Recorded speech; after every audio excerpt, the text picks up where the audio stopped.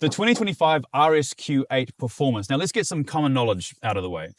This is basically the same car as the Lamborghini Urus. Every child knows that. They pop out the womb, boop, and they're like, wah, wah, and then they're like, hey. Speaking of children, that you're buying one of these because you need the practicality and the space, and you also need to get them to school at like 300 Ks an hour. Tuck and roll, baby. That's Tuck the one. and roll. That's the one. It's also common knowledge that there's a no slouch around the track either. In fact, this is the fastest SUV around the Nürburgring currently. That's not a word. I made it up just now. I wanted to see if you'd catch me up on it. So I guess that's also important if your children happen to go to school at the end of a racetrack in Germany. Yes. But it's still a big, heavy SUV. Yeah, it's got that girth. It's like saying we built the world's most powerful cargo ship. Yes. And that's all interesting and good, but do I want one of those? Yeah, and you know what? Like if you were driving it and there was a Suez Canal situation, you wouldn't want to get stuck.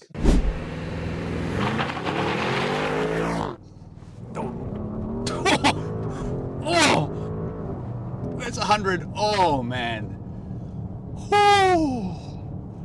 That was insane. Please excuse me for one moment. I'm just going to pull over. Just please excuse me just for one moment. Yeah, so, yeah, we could just like remortgage the house a little bit.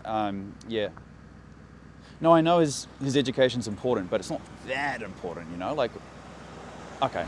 We're Kiwi GT, the car show all the way from New Zealand. Yep, we have cars here. That's Rory. He's the car nerd. Well, I'm Rory. Like, I'm the voice of Rory. Wait, who's there? Anyway, and that's Andy. He's the car novice. He brings the non-enthusiast approach to cars and his clothes. What's wrong with my clothes, man? Okay, so I'm not allowed one, but I do want one because, oh, it's just outrageous. It It's is. absurd. Yeah, It is. man. And there's something compelling about being in something this fast that was kind of never supposed to be like this, right? Yeah. Like SUVs of old were practical family wagons. This thing is an absolute brutal beast. It is a brutal beast, man. Like, It's holy like cow. having a cheat code in Age of Empires 2 where you put in the Shelby Cobra and everyone else is still got like a horse and a spear. It's just out of context and out of place, but in the most interesting and fun way.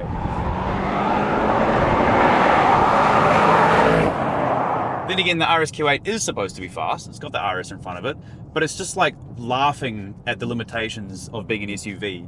The weight, the high center of gravity, the sheer size of the thing are kind of being ridiculed by Audi. Somehow, that's what makes it so fun to drive. For example, coming around a corner at some pace here, And the wet, amazing. the active roll bars are just fighting against the suspension, and the four-wheel steering just nudges it so that it's kind of wrapping around the corner. Now, don't get me wrong, it's no McLaren around the bend, but it's just hilarious that it's even got a fighting chance against one, you know? I'm like genuinely a little bit nervous, but man, it handles. Yeah. Oh, mate, it's like I said, it's just ridiculous. But it's not all sunshine and rainbows or any other kind of positive weather pattern, because in classic Audi fashion, the steering is kind of devoid of any feeling. Yeah. It's kind of numb, kind of vague. Okay, it's a bit soulless. Yeah, a little bit. And there's just no surprises there whatsoever. But one would hope that with that RS badge in front, you have just a little bit more of a steering feel. Okay. But then again, that's all forgiven when you can do this. And you're rewarded with that, you know? Just unreal, Yeah. man. Like, Every single time. I just never get bored of it. Yeah. And the torque is so immense. But surprisingly, at 850 Newton meters, it still hasn't got as much torque as the SQ7 or VW Touareg diesel motor that we tested. not as much. No, not quite. Okay, interesting. This definitely feels a lot sportier than those two. I mean, yeah, for sure. Yeah, Absolutely. It's and that's the horsepower that's pulling us through.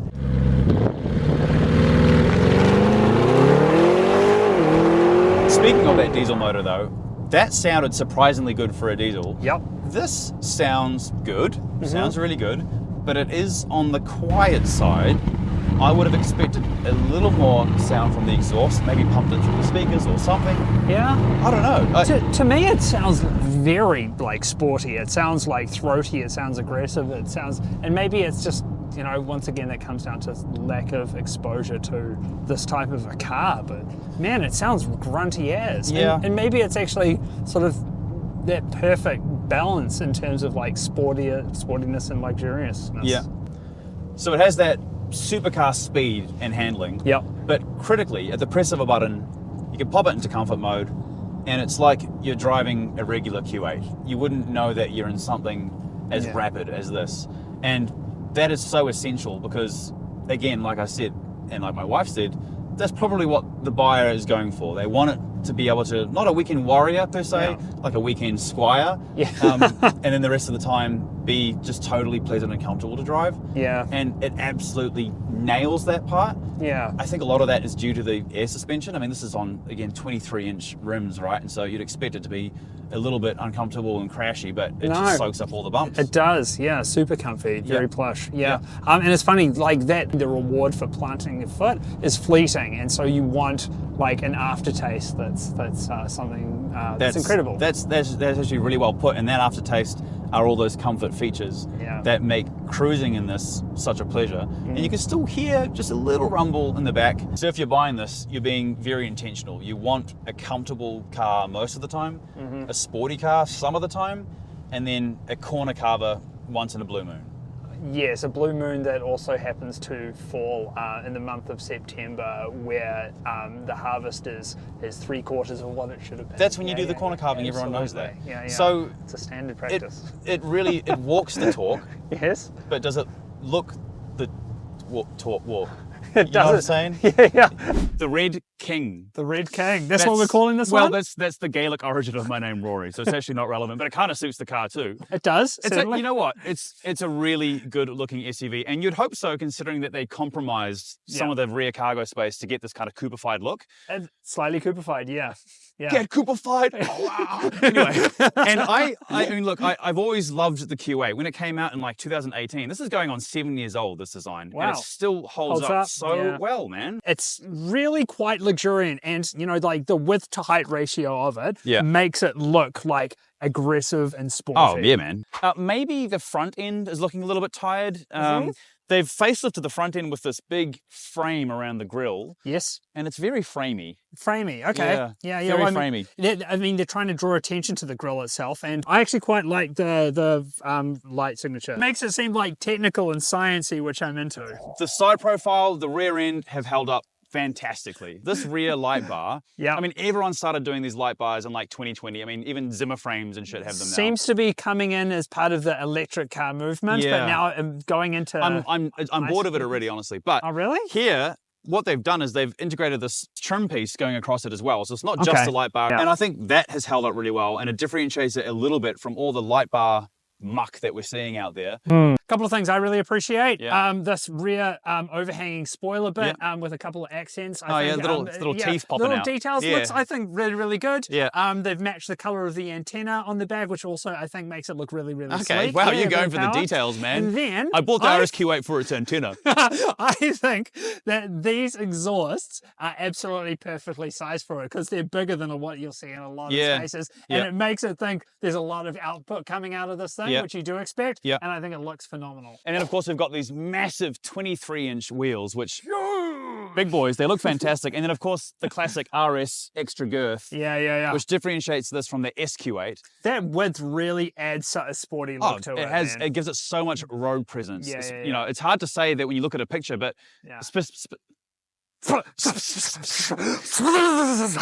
next point is the stock rims look absolutely phenomenal. They're black on black. And you know, I'm a real fan of where they minimize the different like car they minimize the car. I like it when the car is just invisible.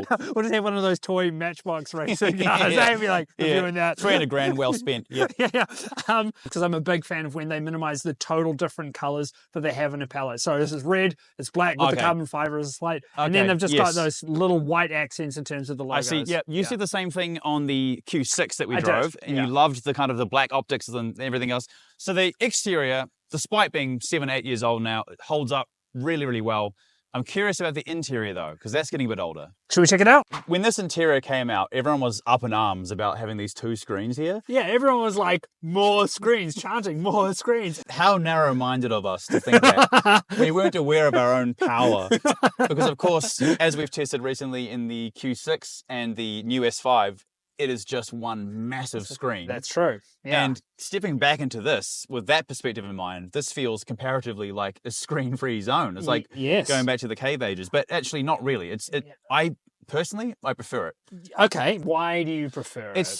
The main reason is this. In the new vehicles, the screen takes up the entire dash, which means there are fewer areas for those details of opulence to come through. I can see all the leather stitching, I can see the vent design, I can see some of the bits of trim, and it makes me feel like it's a more tailored, custom, premium place to be. More like being in a nice lounge rather than being, in a movie theater with a massive screen in front of you. Okay. Yeah, and that's healthy because you are driving. You don't want to be necessarily distracted by that stuff. Not necessarily. Yeah, and that would be my sort of critical point. Agreeing with you there is that God, it feels good when you agree with me.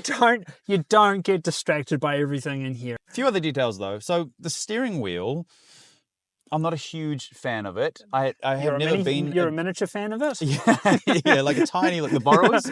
But yeah, first of all, I mean, the Alcantara wrap, I think it will not wear very well. And my wife made a good point actually. She was like, aside from the sweat of your hands over time wearing it down, people wearing hand cream will wear off on it. Are you a sweaty-handed driver yourself? I don't know. We'll let the steering wheel tell us. The other thing is, there's a tiny little RS button on here, which is the button you press to put it in RS mode, but it's given the same visual treatment as like the view button, like give it a little bit of color, give it something else to distinguish it and make it pop. Yeah, bizarrely, I like uniformity of design. I don't like that the red stitching on the Alcantara steering wheel that you've just described me doesn't match the stitching here. And the pedals?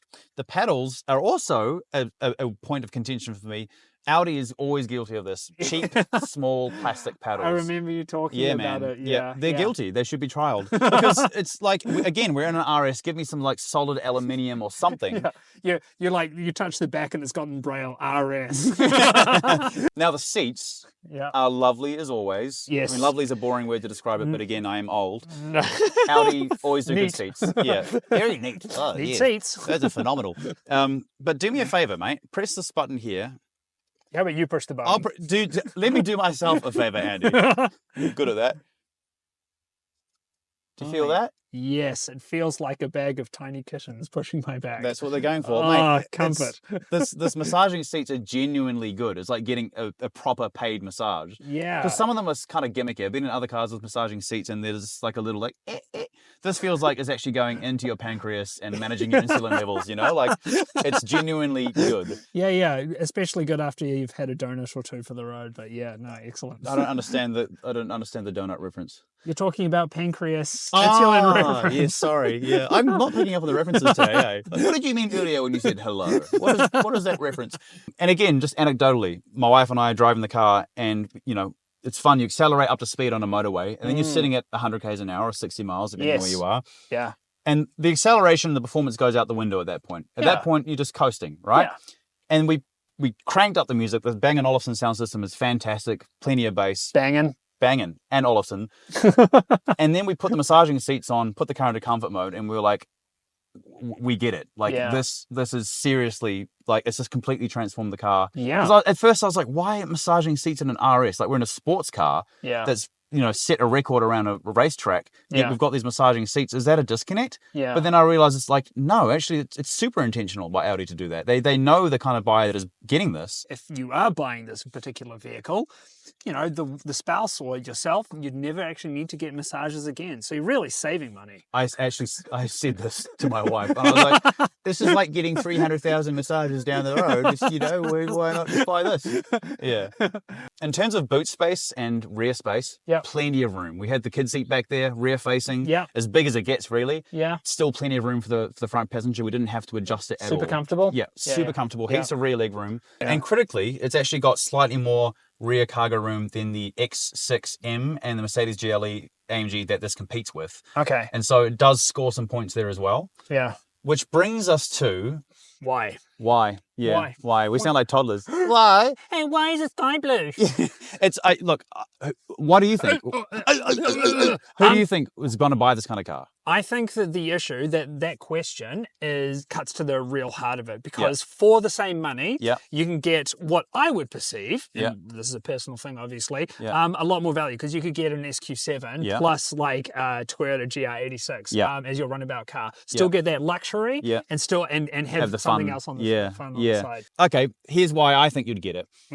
I think you buy the RSQ8 for the same reason that the original BMW M5 was so popular. And why that was popular is because it was a standard car that has been uprated. So it looks like all the other 5 Series on the roads, except a little bit spruced up. And if you know, you know. Yeah. But it's still got the daily driving comfort. You can fit all the family and the luggage in the back, but it's got the performance to embarrass some sports cars on a B road. Okay. And it's kind of got that whole package. So it's a Swiss Army knife. It really can do everything well enough that you are satisfied with the Yeah. But the reason why I think this is like the new version of the M5 is that the market has changed and everyone wants SUVs now. I mean, the M5 is still relevant. It's still a weapon. Don't get me wrong. But on the whole, the market is gravitating towards SUVs. Totally. And I get it, because that's what we want now. We want the comfortable access, easy to get in and out of.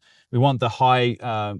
We want the high sitting position with an easy clear view of the road. We want that ground clearance for the odd time that you need to get over a bump that you wouldn't normally get over. Yes. We want the cargo space and, you know, all the room for the kids, the luggage and all that stuff. Yeah. And so for all those reasons, I do get it. I get why you'd want a high performance SUV.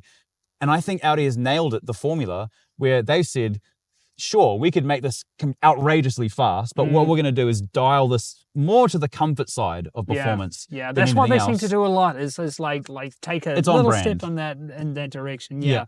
And it really doesn't take away from the performance in this particular vehicle. This is a beautiful car. Yeah, it is. And it all, like you say, comes back down to price and what else you can get for the money. I don't know exactly how much this one costs. We can get editing version of Rory to figure that out. Go editing Rory. Screw you, editing Rory. Screw.